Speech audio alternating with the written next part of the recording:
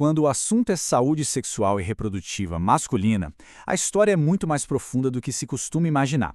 Hoje a gente vai mergulhar nas novas diretrizes da Associação Europeia de Urologia para 2025, e elas trazem uma conexão, olha, surpreendente entre a saúde sexual e o bem-estar do corpo todo. Vamos começar a desvendar isso. Então fica a pergunta, né? O que é, de fato, saúde sexual e reprodutiva? A resposta é bem mais ampla do que parece e, como a gente vai ver, está totalmente conectada com a nossa saúde geral.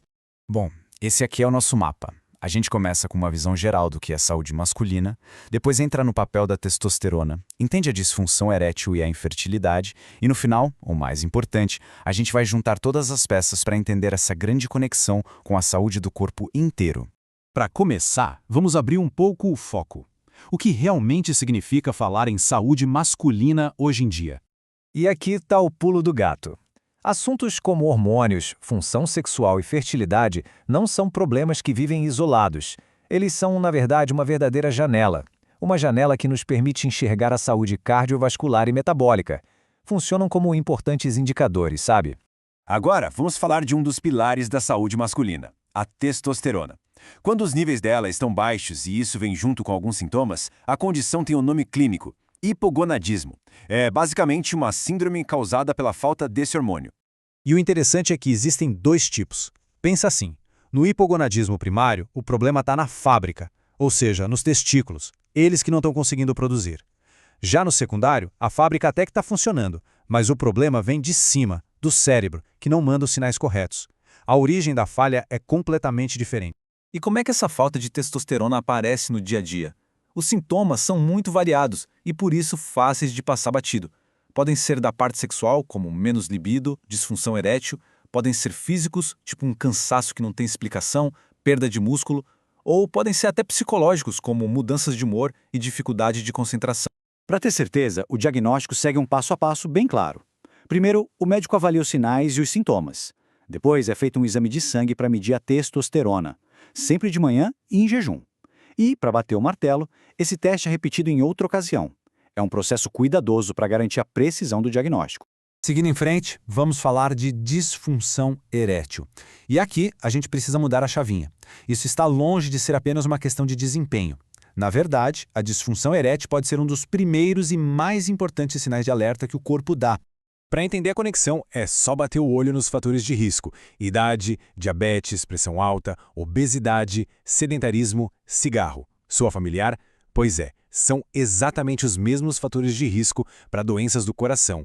A sobreposição é gigante porque o mecanismo por trás é o mesmo: a saúde dos vasos sanguíneos.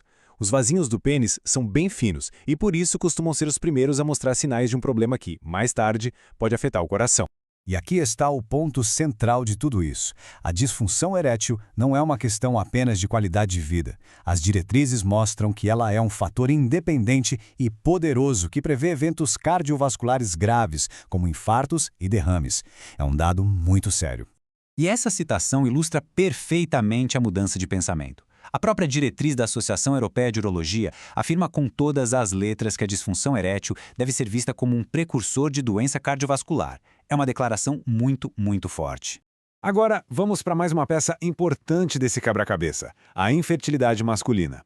Ela também nos dá pistas valiosas sobre a saúde de uma forma geral. A definição clínica é bem direta, sem mistério. Se um casal tenta engravidar por 1 ano sem usar nenhum método contraceptivo e não consegue, isso já é definido como infertilidade. A investigação inicial segue um roteiro lógico. Começa com uma boa conversa sobre o histórico médico e reprodutivo. Depois vem um exame físico direcionado e, o passo crucial, a análise do sêmen. E é aqui que a coisa fica ainda mais interessante, porque quando a causa da infertilidade não é óbvia logo de cara, isso pode ser um sinal de que tem algo mais acontecendo no corpo. E isso tudo nos traz para nossa última parte, onde a gente vai conectar todos os pontos. É aqui que fica claro por que ter essa visão integrada da saúde masculina não é só interessante, é absolutamente essencial. Essa citação das diretrizes é muito reveladora. Ela diz que a infertilidade masculina está sendo vista cada vez mais como um biomarcador da saúde geral e da longevidade, porque ela está ligada a um risco maior de outras doenças graves. Então, a mensagem final que fica dessa análise é bem direta. Aqueles problemas que antes eram vistos de forma isolada, lá no campo da saúde sexual e reprodutiva, são, na verdade, indicadores vitais. Muitas vezes, eles são os primeiros sinais de alerta de condições maiores, como doenças cardíacas e diabetes, que precisam de atenção. E isso nos deixa com uma pergunta para refletir. Diante de tanta evidência, será que não chegou a hora de começar a tratar a saúde sexual como um sinal vital, tão importante quanto a gente mede a pressão arterial ou a frequência cardíaca? É uma ideia que, sem dúvida, está transformando a medicina.